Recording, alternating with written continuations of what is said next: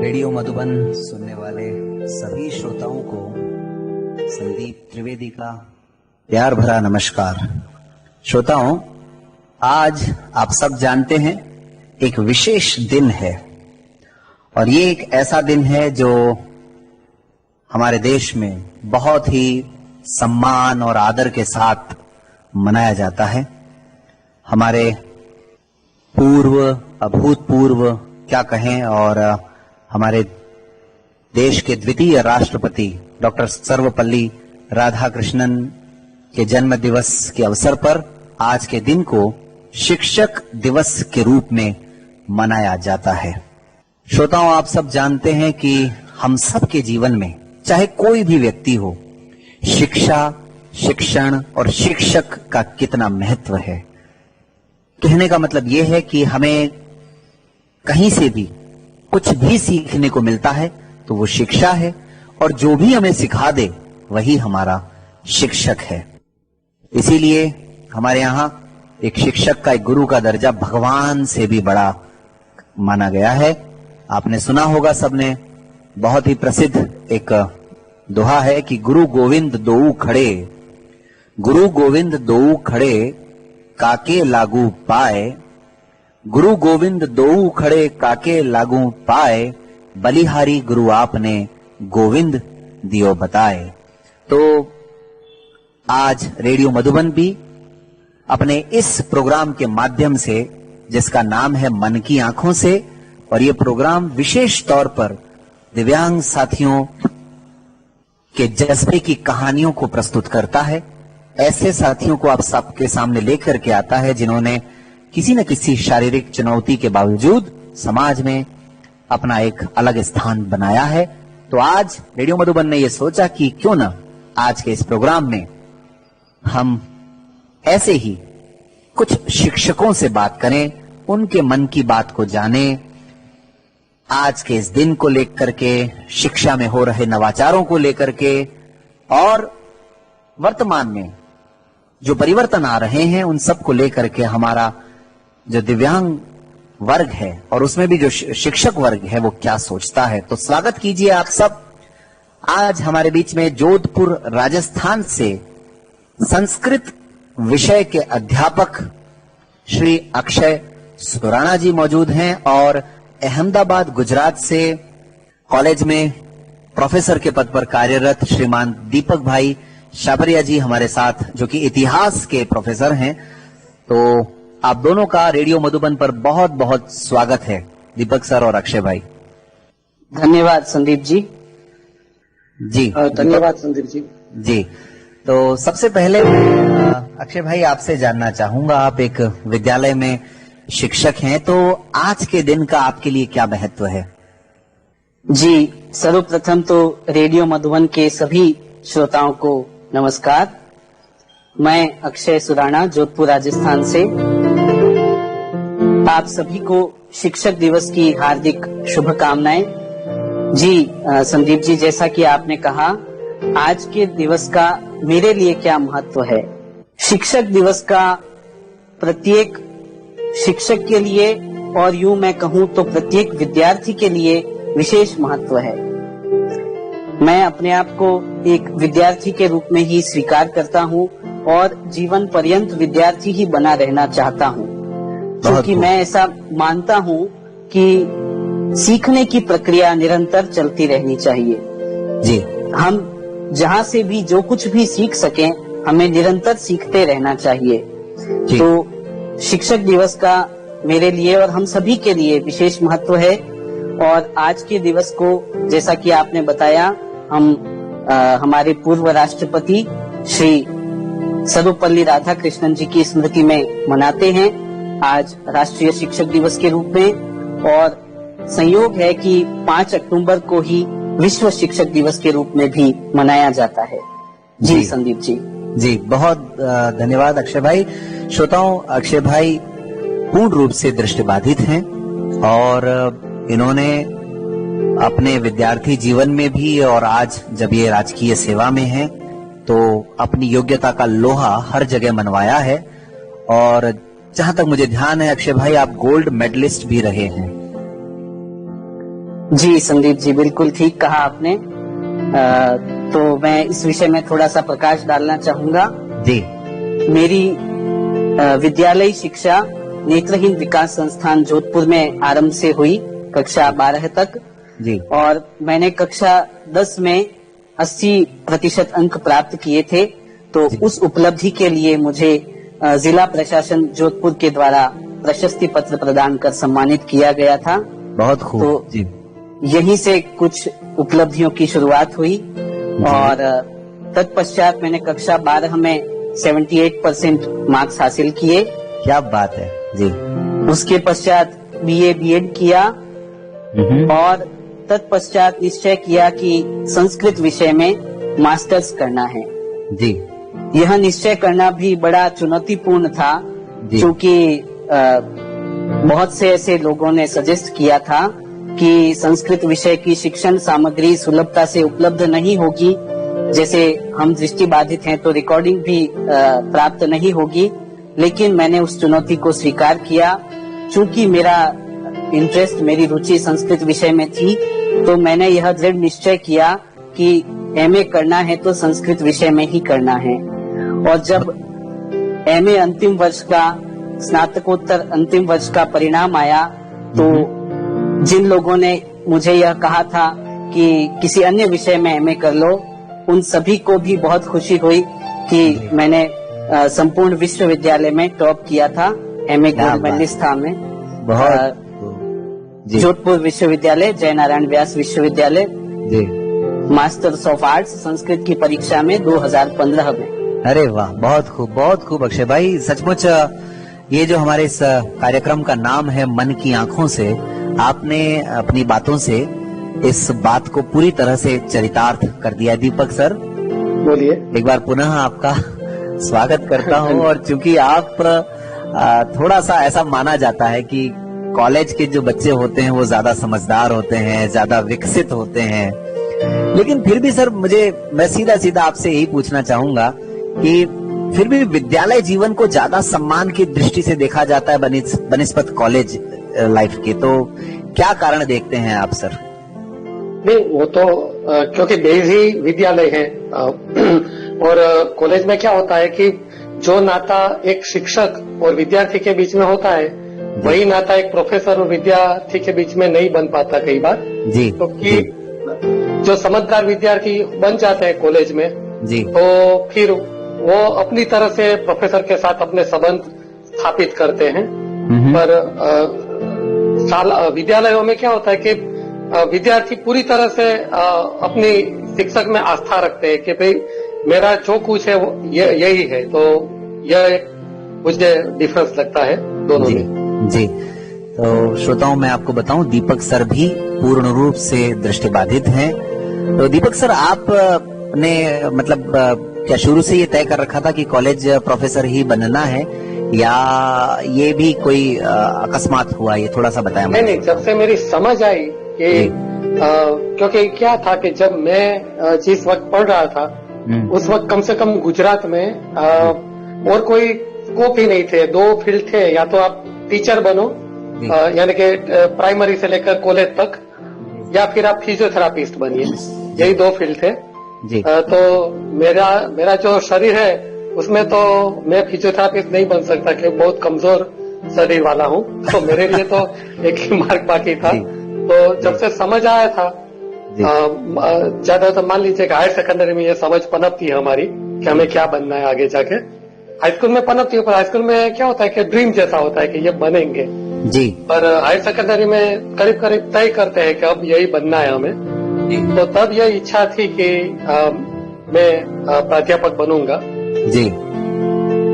तो ये सफर सर आसानी से पूरा हो गया या मतलब मुश्किलें आई?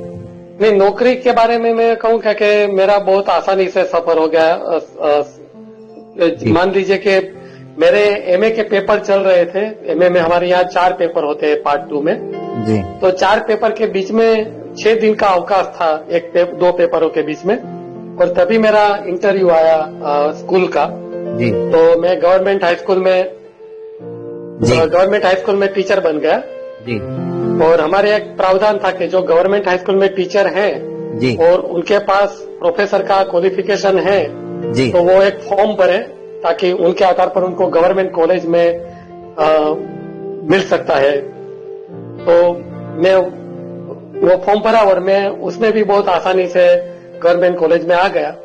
फिर जीपीएससी हुई हमारी जी पब्लिक सर्विस कमीशन की, जी। उसमें मैं तृतीय नंबर पर पास हुआ इतिहास विषय में। बहुत खूब। तो इसी बीच श्रोताओं, हमारे साथ आज इस बहुत ही विशेष अवसर पर जयपुर राजस्थान से एक और प्रोफेसर श्रीमान सूर्य प्रकाश शर्मा सर भी जुड़ चुके हैं। तो रेडियो मधुबन की ओर से सूर्य सर, आपका हार्दिक स्वागत है हमारे इस आयोजन में। और सबसे पहले आप हमारे श्रोताओं को थोड़ा सा संक्षेप में अपने बारे में बताएं प्लीज। धन्यवाद संदीप भाई। श्रोताओं को मेरा नमस्कार। मैं जयपुर से सूर्य प्रकाश शर्मा, पेशे से एक शिक्षक हूँ।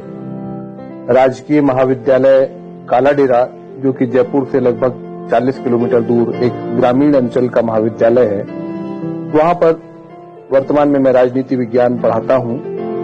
यही मेरा फिलहाल छोटा सा परिचय है। सूर्य सर, आपसे मैं शुरुआत में ये पूछना चाहूंगा, क्योंकि आज हमारा ये जो कार्यक्रम है वो शिक्षक दिवस विशेष है, और जी। ये मुझे बताएं जरा कि अब आजकल नई शिक्षा नीति की बहुत बात हो रही है सर, तो उसको लेकर के आपने भी कुछ अध्ययन जरूर किया होगा, तो आप थोड़ा सा उसको बहुत सरल शब्दों में अगर हमारे श्रोताओं को समझा पाएं और शिक्षक के महत्व के साथ उसको जोड़ करके अगर बता पाएं तो बड़ा अच्छा होगा। जी ठीक है संदीप भाई, मैं शुरू करता हूँ शिक्षक के महत्व से बात को। जी। शिक्षक, जैसे हमारी भारतीय संस्कृति में कहा गया है कि ईश्वर से भी बड़ा माना गया है हमारे यहाँ भारतीय संस्कृति में शिक्षक को। जी। और इसका कारण सीधा सा ये है कि शिक्षक के बिना हम ज्ञान प्राप्त करना बड़ा मुश्किल है। जी। ये हो सकता है कि कई बार हमें अपना शिक्षक किसी को आइडियल के रूप में बनाना पड़ता है। कई बार हमें शिक्षक फिजिकली उपलब्ध नहीं होता, जैसे कि आप महाभारत में देखते हैं कि एकलव्य को द्रोण ने शिक्षा नहीं दी, लेकिन द्रोण को उन्होंने गुरु मान करके शिक्षा प्राप्त की। बिल्कुल सर। तो शिक्षक का बड़ा महत्व है कुल मिलाकर के, और शिक्षक का बहुआयामी रोल है एक विद्यार्थी के जीवन में। हम देखते हैं जैसे प्राइमरी लेवल पर शिक्षक जो होता है वो एक हाथ पकड़ के करके क ख ग घ लिखना सिखाता है जी, और वही टीचर आगे जब हायर क्लासेस में आता है तो विद्यार्थी को ये सिखाता है कि कैसे ज्ञान प्राप्त करने में उसकी मदद करता है। ज्ञान उसे देता नहीं है, बल्कि उसको ज्ञान प्राप्त करने में फैसिलिटेट करता है, कैसे उसको ज्ञान प्राप्त करना चाहिए। जी।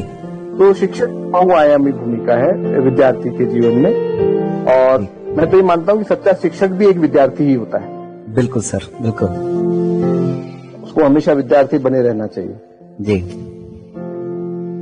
ये शिक्षक के महत्व की बात है। जी सर। जहाँ तक नई शिक्षा नीति का अभी प्रश्न है, तो ये भी बिल्कुल अभी मतलब अभी सरकार ने बिल्कुल जारी की है इसको, और इसमें बहुत सारी जो है चीजें अभी किस प्रकार से ये इम्प्लीमेंट होगी, ये देखने वाली चीजें हैं। जी।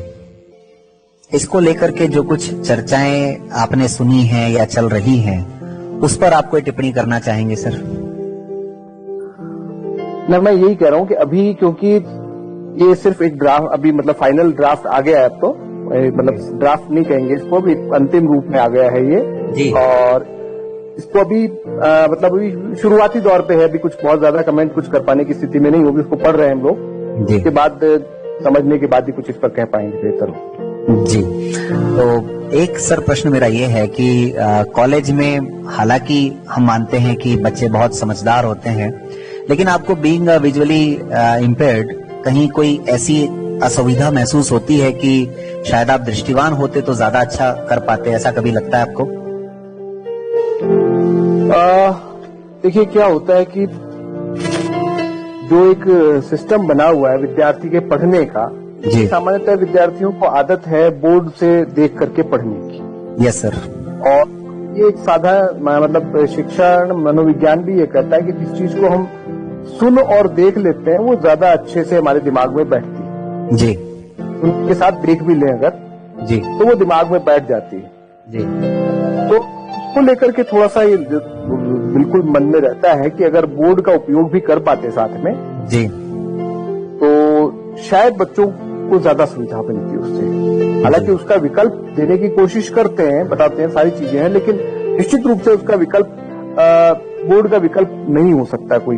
हाँ, अब आज के समय में क्योंकि अभी उपलब्ध बहुत कम है, कुछ टेक्नोलॉजी ने कुछ सुविधा जरूर बनाई है कि आप अपना अगर पीपीटी बना करके ले जाएं तो आप अपना उससे आप पढ़ा सकते हैं, लेकिन वो उपलब्धता और संसाधनों का मामला रहता है कि कई बार उपलब्ध होता है, कई बार नहीं होता।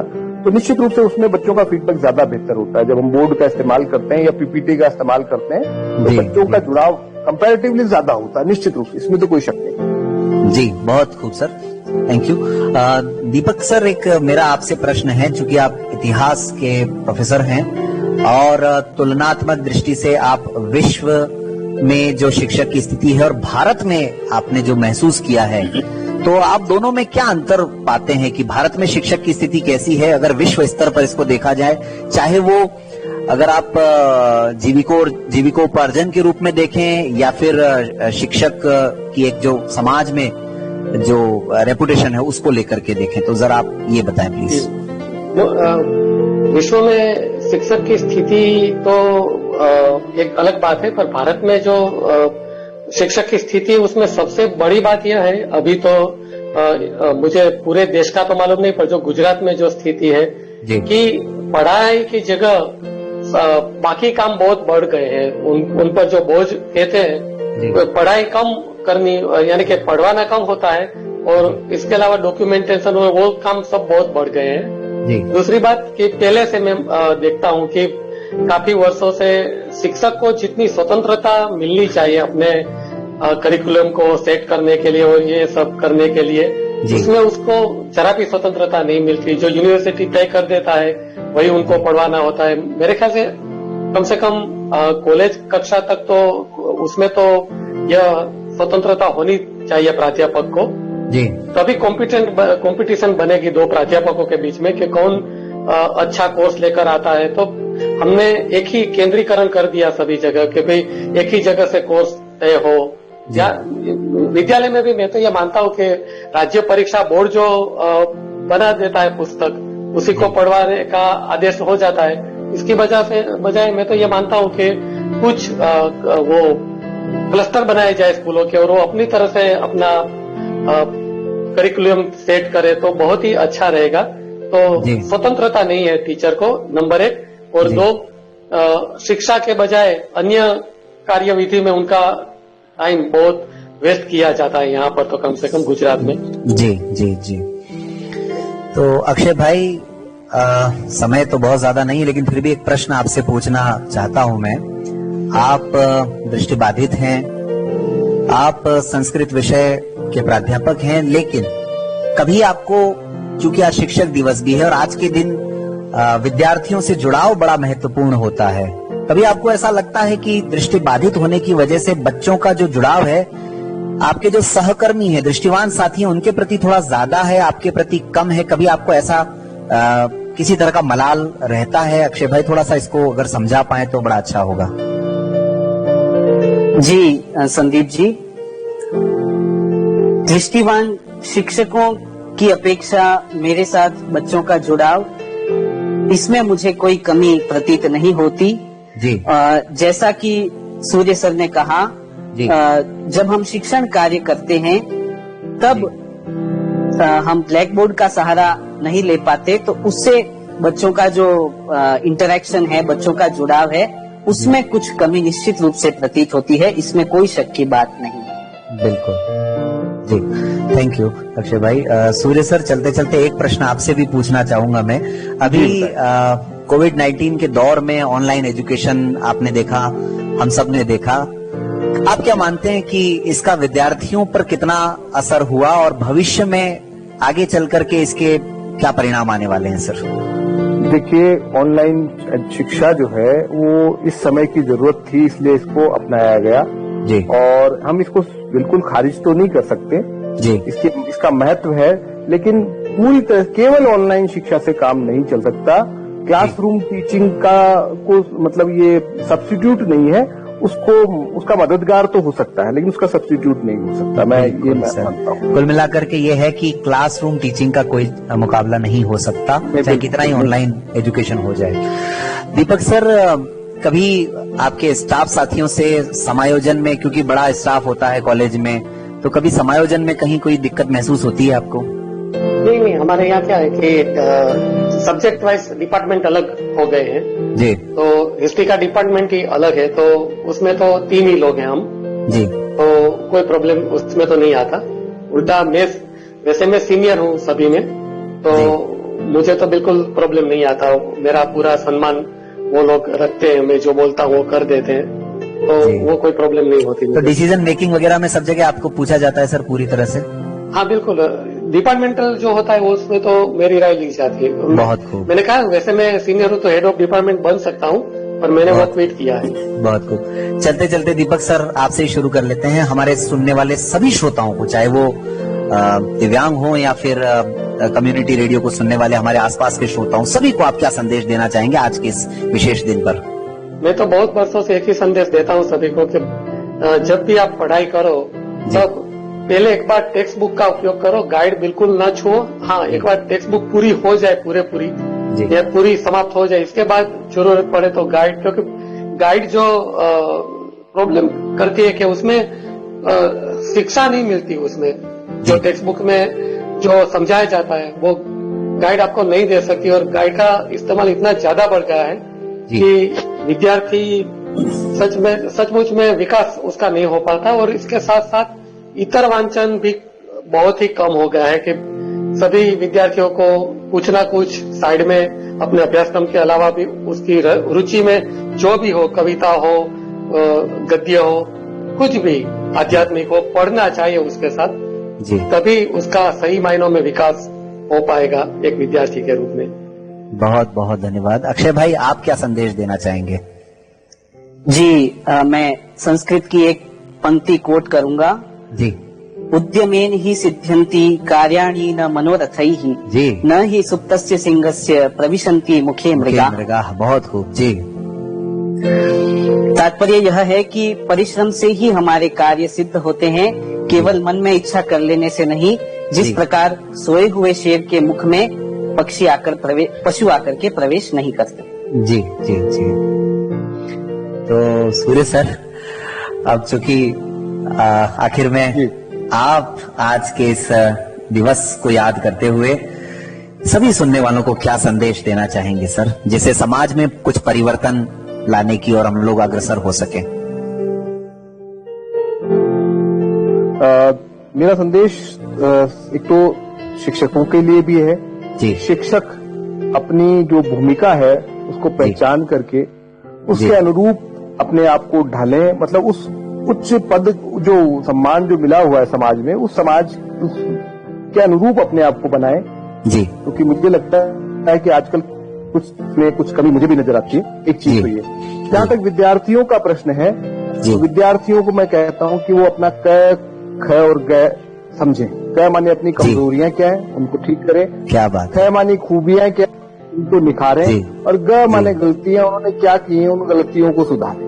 बात है, बहुत खूब। तो श्रोताओं, अब क ख ग जिसने भी नहीं पढ़ा है वो जरूर आज के इस प्रोग्राम को सुनने के बाद पढ़ लें। आप तीनों ने आज हमारे इस प्रोग्राम में जुड़ करके इतने महत्वपूर्ण विचारों से सभी श्रोताओं को अवगत करवाया, समय दिया। इसके लिए रेडियो मधुबन की ओर से आप तीनों का बहुत बहुत शुक्रिया। श्रोताओं, रेडियो मधुबन 90.4 FM सुनते रहो, मुस्कुराते रहो। अपनी प्रतिक्रियाएं जरूर दीजिएगा इस प्रोग्राम पर 9414151415 पर, और यदि ईमेल करना चाहें तो info@radiomadhuban.in। आप प्ले स्टोर से हमारा ऐप भी ले सकते हैं रेडियो मधुबन के नाम से। मिलते हैं अगले शनिवार फिर किसी और नई शख्सियत के साथ।